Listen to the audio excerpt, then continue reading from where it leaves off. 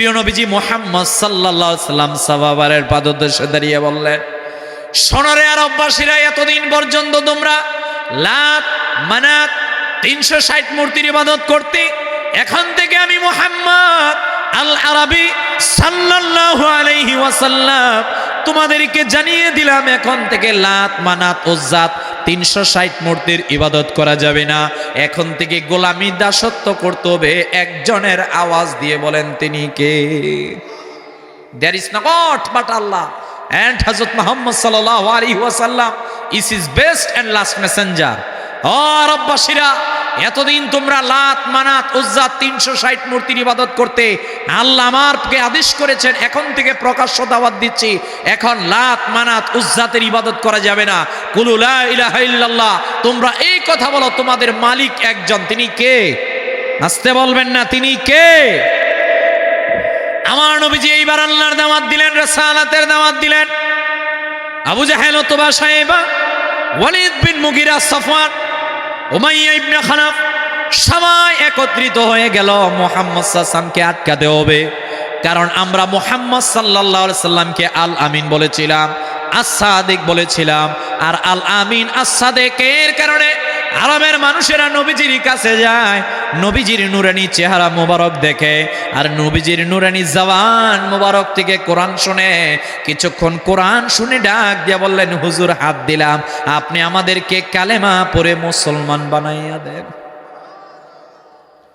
এক নাম্বার, নবীজির বিরোধিতা কিভাবে?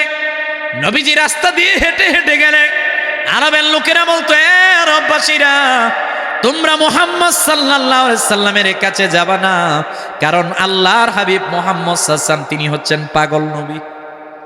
আরে মানি না, আরো আওয়াজ দিয়ে বলেন। ফাআনজালাল্লাহু মিন সূরাতিল কলম, আল্লাহ নাজিল করে দিলেন, নুন ওয়াল কলমি ওয়া মা ইয়াসতুরুন মা আনতা বিনি'মাতি রাব্বিকা বিমাজনুন ওয়া ইন্না লাকা লাআজরান গায়রা মামনুন ওয়া ইন্নাকা লাআলা খুলুকিন আযীম।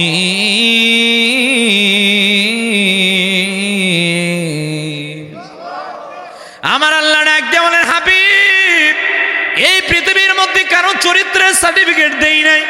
আরবের লোকেরা আপনাকে পাগল বলেছে, মন খারাপ করবেন না। নজর ইবনে হারিসকে ডাক দিয়ে বললেন, নজর তুমি কোথায়? এই মুহাম্মদ সাল্লাল্লাহু আলাইহি সাল্লাম আমাদের কাছে কোরআন নিয়ে এসেছে, কোরআনের বিরুদ্ধে তুমি কিছু প্রচার করো। পূর্বের জামানার আলেকজান্ডার দ্য গ্রেট এই রকমের বিভিন্ন কিচ্ছা কাহিনী এনে দিল। 5টা পদ্ধতিতে তারা নবীজির বিরোধিতা শুরু করে দিল। চূড়ান্তভাবে আরবের মানুষদের সামনে তারা দাঁড়িয়ে একটা কথা বলল, তোমরা মুহাম্মদ সাল্লাল্লাহু আলাইহি ওয়াসাল্লামের কাছে যাবা না, যাবা না, কারণ আল্লাহর হাবিব কিন্তু আল্লাহর পক্ষ থেকে রাসূল না।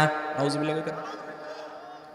আমার আল্লাহ ডাক দিয়ে বলেন, বন্ধু, এরা আপনাকে বলেছে আপনি রাসূল নয়।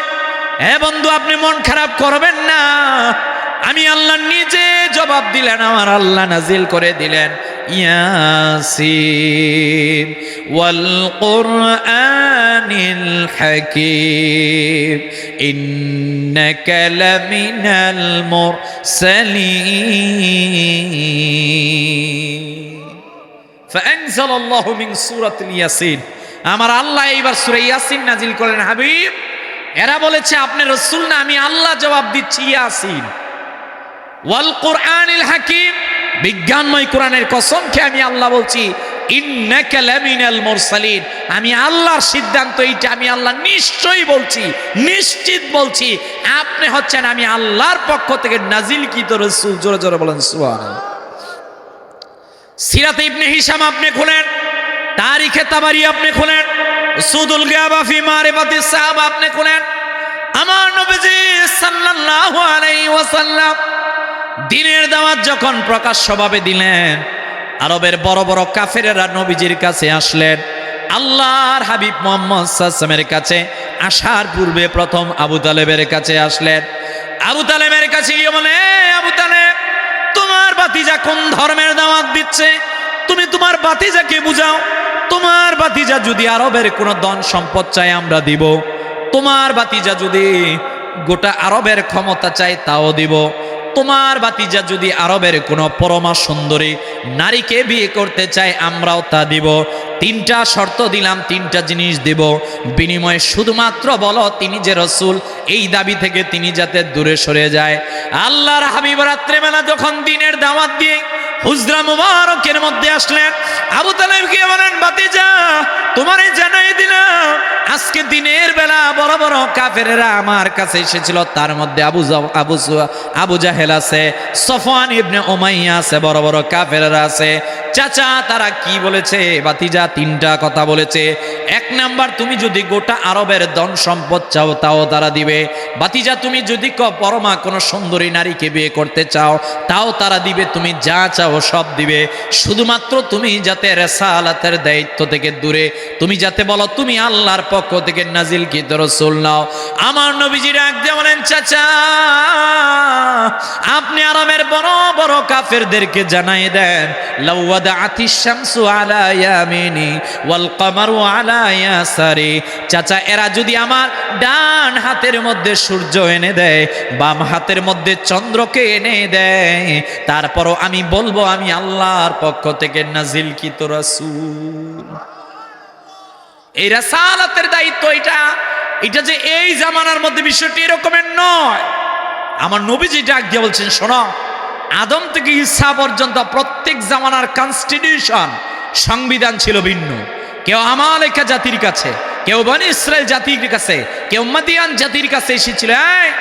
এক এক নবীর কনস্টিটিউশন সংবিধান ছিল ভিন্ন, কিন্তু সব নবী রাসূলগণ 5টা বিষয়ে একমত ছিলেন। ওইটা আরে ঘুমাই গেছেন নাকি?